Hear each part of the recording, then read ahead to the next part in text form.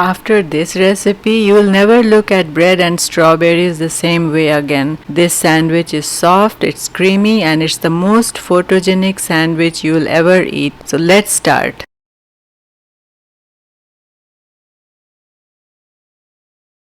Wash the strawberries gently, no bruising allowed. Trim off the tip part. It helps if you use a sharp pointy knife. Pick out 8 to 9 strawberries of same size and shape, the most beautiful ones.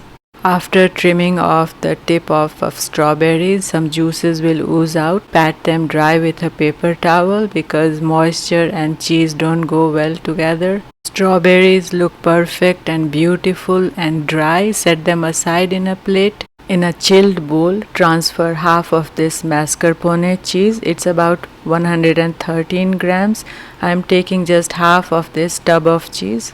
113 grams of mascarpone cheese is just enough for 2 sandwiches. You can use the leftover mascarpone cheese in other bakery goods, or you can apply on your bread and eat like a toast. To that, add half a cup of heavy whipping cream.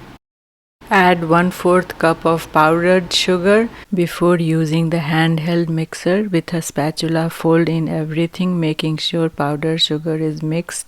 Once powdered sugar is all incorporated, use your trusty handheld mixer and whip it into soft, creamy, thick and irresistible mixture.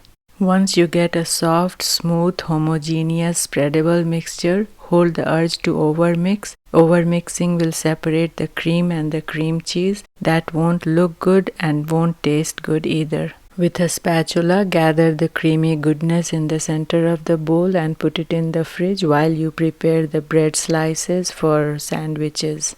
This is my homemade milk bread, but you can use any white bread for sandwiches. You can trim off the edges if you want your sandwiches to look beautiful and pretty, but if you love crust in your bread, you can just leave it. They still taste good. Now apply a generous layer of cream cheese on both slices of your milk bread. This is the flavor foundation. Now we will layer the strawberries for a certain geometric pattern. The pointy end of the strawberry will face the pointed end of the bread slice, but you can choose your way and your design. For me, this is what works best. 3 whole strawberries in the middle and 1/2 strawberries on both sides, and then fill the gaps with more cheese in the center and then cover it with another slice. Press it, be gentle, not too hard. Fill up the side gaps with the knife, making sure not a single spot remains empty. Wrap your sandwich tightly in plastic.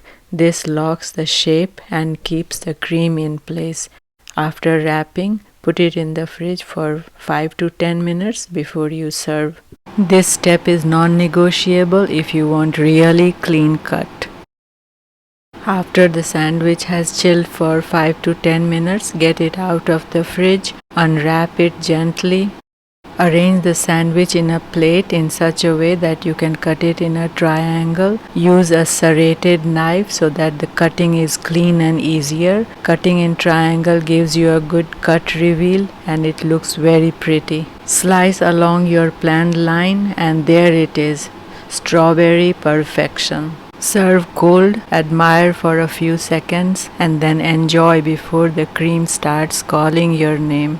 Children love this sandwich because they think it's some kind of fancy science experiment. And that's it, a strawberry sando, so fluffy, so creamy, it will change the way you think about bread and strawberries forever.